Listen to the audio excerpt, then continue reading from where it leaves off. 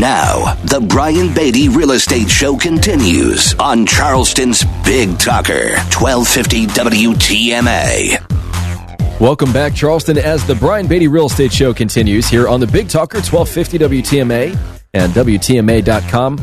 Always like to take a little bit of time and just say thank you to those of you that listen to this program. I know there are a lot of you that listen to it on a regular basis, and some of you have called me over the past week and have just, you've asked some general questions. I've had a few folks that obviously want to work with the team, and then just had one really nice gentleman call and say that he thought I was doing a really great job, and so that was so nice, and I can't thank you enough for that. It's always just so nice to come on this show and just kind of say it like it is, tell you what's going on in this market from my perspective as somebody that's been very deeply ingrained in it for almost 14 years now.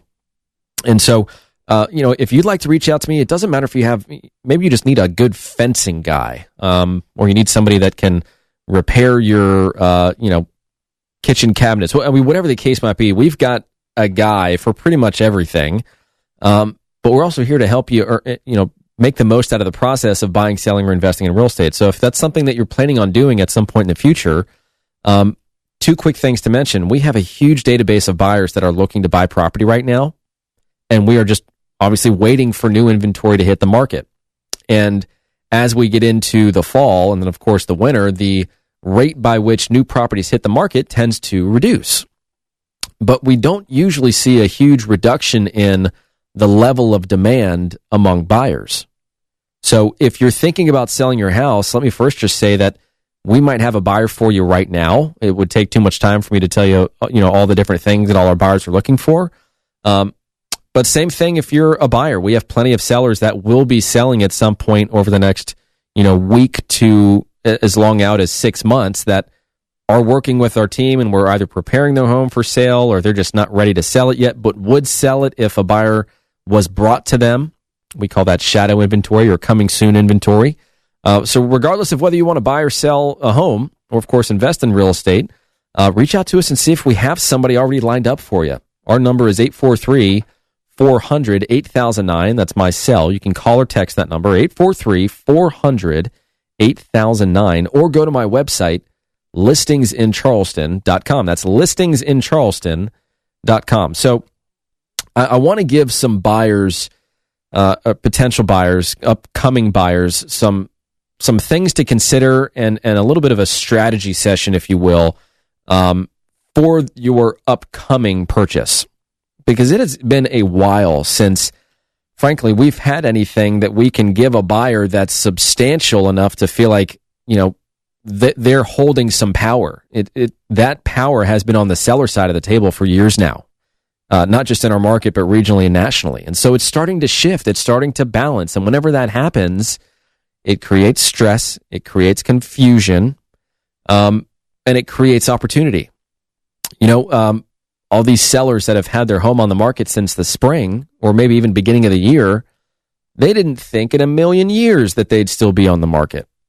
Now, it of course depends on the type of home they're selling and their agent or agents, because a lot of sellers, kind of cycle through agents every few months, which is also why over 60% of the listings we sell were previously on the market with another real estate agent. We get those calls a lot, but you've got these sellers that are sitting on the market and they're just wondering why it hasn't sold, and the agent can't necessarily articulate why, or they're too afraid to have that fierce conversation with their client about, hey, if you guys want to sell your house, you really need to be listed at X. And in some instances, that's a big number. It's a big percentage. What's been happening with prices is that they've been starting to level off, or the rate by which properties are appreciating is starting to go down. However, if you look at the gap or the range between the initial listing price and the ultimate sales price, that range has been getting bigger, meaning we're putting more overpriced listings on the market. The market has decided to start to shift, but the agent's approach has not. They're still under the assumption, or they're still conveying the message that it is a gangbuster seller's market. And so when they go on the market and they're overpriced, and the agents are saying, hey, now we need to reduce the price, the sellers are, either irritated that they chose that price initially because they feel like they've had their time wasted or they've missed opportunities, or the complete opposite. Because this is also true, and I'm not putting all the blame on real estate agents, but there are plenty of sellers that are just hard-headed about their price. And there are plenty of, we're in the people business, real estate agents. So we deal with the emotional side of moving and the emotional side of money that is made or lost when selling a home. It's not easy, and not every sale is overshadowed by rainbows and butterfly kisses. It's we're getting divorced and we need to sell the home and we're splitting this money and we have very little of it to split, and I'm moving to Florida and I need some money to move, and there are all different reasons why obviously a home is sold. But as a buyer, if I were looking to buy a property right now, first of all, I would have to understand that even though there are some headwinds here to our market, it is still a seller's market. And of course, it's going to depend on the price range and the location you're looking in. But like Mount Pleasant, as an example, $750,000 to $1 million, not a seller's market. It's a buyer's market. There's a lot of inventory in the market there. So I'm going to use that to my advantage. And so when I make an offer and that offer is low, I'm going to, of course, ask my real estate agent to find out, hey, have any other offers been made? My guess is that the answer is probably going to be no. But we're gonna go on a bit of a fact-finding mission first. We're going to find out, if we can, why is that seller selling?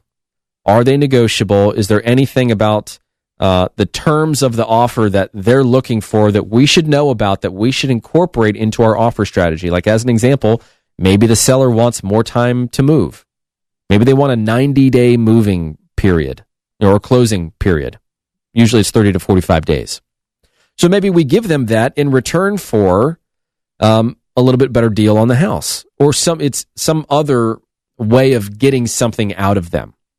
So I'm going to look for the properties that have been on the market for a little while, that likely have either made a small price reduction or that haven't made a price reduction because they're due a price reduction. And I'm going to offer less than what that typical price reduction would be. And then I'm going to justify that not only with sales and with market trends, but we're also going to inject emotion into this decision, because this is where this is high-level advice. But real estate, as you all know, is an emotional decision. And just because data suggests a home is worth a certain dollar amount does not mean that every buyer is going to be willing to pay that. So when you're making the offer, write a letter to the seller and say that, they love the home and they'd like to be homeowners, but they see what's happening in the market. They see the changes that are occurring, and they don't want to make a bad decision. And so they are taking into account the fact that they could be potentially catching a little bit of a falling sword here, even though I don't think anything's really going to happen in our market anytime soon. It's not like we're headed for a bust. So let me just put that out there really quickly. But you inject a little bit of that emotion and that scarcity mindset, if you will, into the offer and the offer letter and the way in which it's presented, given the understanding that that seller's not talking to any other buyers.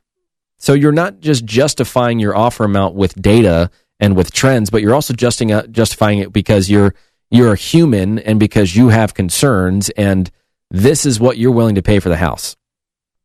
And so and it works well. I'm telling you guys, this works. I sold real estate starting in 2006. I've seen a full market cycle. I know how to sell real estate in a market where prices start to go down, because it's not easy. And when that happens, it's not happened yet, but when that happens, you are going to see agents falling off left and right. Because for a lot of people, it's a hobby right now. And when that market requires more skill, and those agents either don't possess it or don't have the time to educate themselves, and just don't have the transaction count to understand what's going to happen, then they're just, they're going to go and do something else. For them, this is kind of a part-time gig. They're going to sell a home or two to their friends or a colleague at work, but they are not full-fledged real estate agents. They're part-time agents. There's nothing wrong with that. But when this market shifts and you decide that you want to sell your home, you're going to have to be faced with the decision of, do I choose to look my coworker in the eye a few days a week in the office, knowing that I didn't list with them and maybe face a little bit of an uncomfortable vibe from them for a few weeks, given the understanding that the person that I hired was the best decision for me and for my family and for my financials. It's hard to separate. And this is a small town, and there's the good old boy system, and there's, everybody knows somebody that has a real estate license. But the more and more this market shifts, even like it is right now, you're going to have to be faced with a tough decision of, do you go with someone that you know, or do you go with the best option for you to either get your home purchased at the best price and best terms, or get your home sold and actually sell it? Not just list it, because anybody can list it, but sell it.